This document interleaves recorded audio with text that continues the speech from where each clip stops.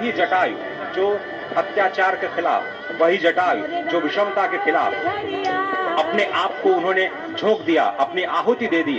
और आप समझिए कि जिस पक्षी को, जिस गिद्धराज को इस समाज में सबसे अधम माना जाता है क्योंकि वो मरे हुए पशुओं का मांस खा करके अपनी जीवन रक्षा करता है, उसी पक्षीराज को भगवान ने अपनी गोद में रख करके अंतिम विदाई दी। उन्हीं पक्षीराज को अपनी गोद में रख करके भगवान ने वो गति प्रदान की जो उन्होंने अपने पिता स्वयं श्री दशरथ जी को प्रदान नहीं की।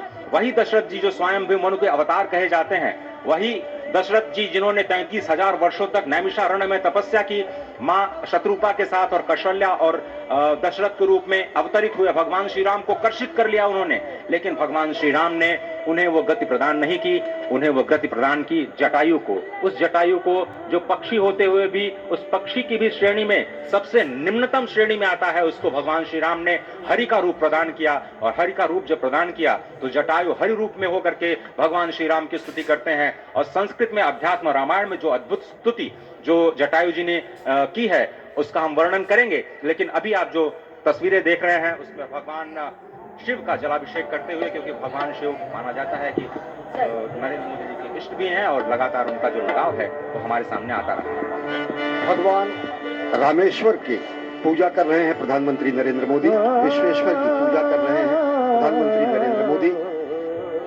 निश्चित तौर से लंका पर विजय प्राप्त करने के पहले जब भगवान श्री राम ने राम सेतु का निर्माण किया तो उस समय रामेश्वरम में भगवान विश्वेश्वर की, भगवान रामेश्वर की उन्होंने आराधना की। यह हमारी संस्कृति है जो किसी युद्ध के पहले सेतु बनाने का कार्य करती है।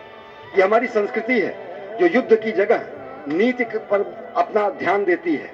यह हमारी संस्कृति है जो शाश्वत सनातन मूल्यों की स्थापना के लिए अपना दूत लंका में भेजती है।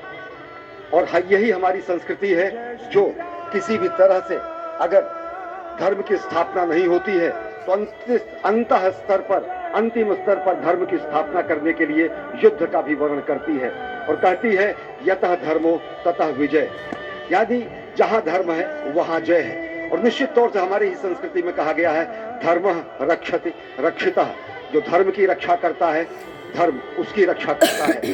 यही हमारी संस्कृति है जो पूरी दुनिया को चकित कर देती है। यही हमारी संस्कृति है जो पूरी दुनिया के सामने ऐसा रूप प्रस्तुत करती है जो सत्यम है, शिवम है, सुंदरम है। भगवान शिव के बारे में कहा गया है कि मैं आदि पुरुष निर्भयता का वरदान लिए आया भूपर, पै पीकर सब मरते आए, मैं अमर हुआ लो विष पीकर, अधरों की प्यास बुझाई है मैंने पीकर वह आग प्रखर, अधरों की प्यास बुझाई है मैंने पीकर वह आग प्रखर, हो जाती दुनिया भस्मसात जिसको पल भर में ही छूकर, भैसे व्याकुल फिर दुनिया ने प्रारंभ किया मेरा पूजन, मैं नर नारायण नीलकंठ बन गया तो इसमें क्या संशय, हिंदू तन मन हिंदू जीवन हिंदू रग रग मेरा परिचय। विश्व के कल्याण के लिए हलाहल को पीना, विश्व के कल्याण के लिए विश्व का वमन करना हमारी ही संस्कृति में है। और ऐसे ही आराध्य देव महादेव की वंदना कर रहे हैं प्रधानमंत्री नरेंद्र मोदी। ओंकारं बिंदुयुक्तं नित्यं ध्यायन्ति योगिनः, कामदं मोक्षदं चैव ओंकाराय नमो नमः। नमन्ति ऋषयो देवा नमन्त्यप्सरसां गणाः, नमन्ति देवेशं नकाराय नमो नमः। महादेवं महात्मानं महाध्यानपरायणं, महापापहरं देवं मकाराय नमो नमः। शिवं शान्तं जगन्नाथं लोकानुग्रहकारकं, शिवमेव पदं नित्यं शिकाराय नमो नमः। वाहनं वृषभो यस्य वासुकिः कण्ठभूषणं, वामे शक्तिधरं देवं वकाराय नमो नमः। यत्र तत्र स्थितौ देवः सर्वव्या